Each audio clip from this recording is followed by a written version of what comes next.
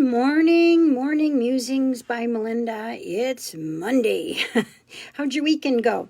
I hope you did something that was fun and relaxing and that you're bright-eyed and bushy-tailed to start your week with positive attitude and energy of hopefulness and moving forward. You know, it was hard to hear that Ruth Bader Ginsburg passed. It doesn't matter what your political affiliation is.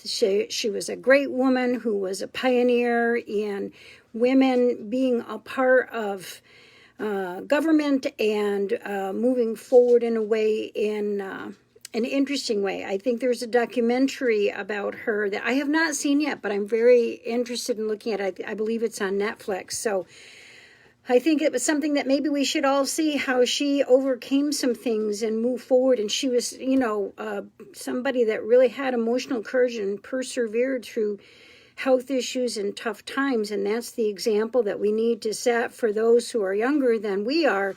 And that's what I want to talk to you today about, too, is misunderstandings and how misunderstandings can happen, especially with text messages.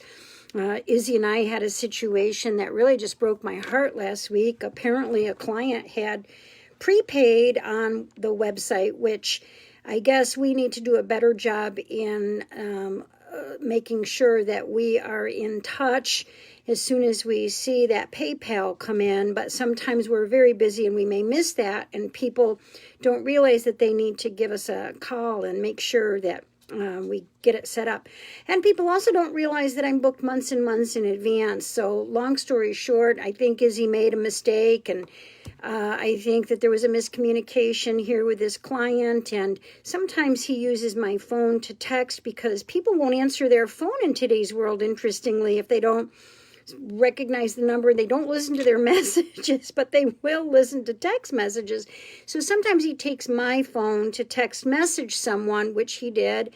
And then later on, when I'm getting a response, I'm not aware of exactly what's happening. And so what he had done was he had given a 1 o'clock slot, which we never do because it's my lunch hour. And of course, this client doesn't know I work 8 or 9, 10, sometimes clients a day. And having that hour in between is significant to me so that I am able to be as fresh and as good with my last client as I am with my first. And she hadn't gotten an email, which is our standard anyways. It was just a cluster. You know what I mean? And I wrote to her in a text message that normally we don't give appointments at 1 o'clock because it's my lunch hour. Not that I was saying, I have to give up my lunch for you and blah, blah, blah. That wasn't my intention at all. And anybody that watches me knows that I bend over backwards in kindness and work hard to accommodate anybody and everybody I can. You know, I get so many questions on private email, and if my phone is being used for a text message, then people will text me and I answer all of those. And I'm not patting myself on the back. Please don't think that I'm saying, look at me, I'm Sandra D. I'm just saying that I'm an accommodating person. And when I said that on text message, she thought, and rightfully so, but it was an assumption on her part that I was being a complainer about having to give up that time. So I was not clear because I was in between clients and texting quickly, and Izzy was involved in it, and there was a big misunderstanding, and I felt really, really, really badly about it. And there's not much that we can do about it after something like that has happened. Although I asked Izzy to give her an email, explain to her what happened, stay in responsibility and integrity, which of course he did. So I just want to say sometimes, Amy, thank you, darling. I just want to say sometimes misunderstandings happen no matter how hard we try and no matter how good we can be, especially on text message, and that we need to do a better job of maybe answering our phone and communicating with words.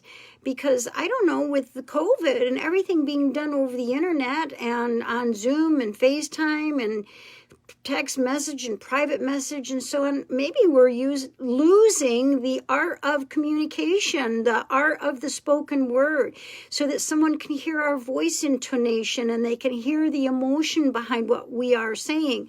Because when we're text messaging or writing, people can assign whatever emotion they want to assign to what we are saying.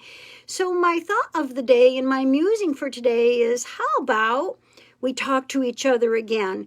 How about we don't just text or write or private message, that we actually pick up the phone? And maybe you should answer the phone. And by the way, if I answer the phone and it's a solicitor, I just say thank you very much for calling, and I appreciate that you have a job to do, and I hope you have a nice day, but I'm not interested, because I want that vibrational frequency of gratitude to go out no matter what.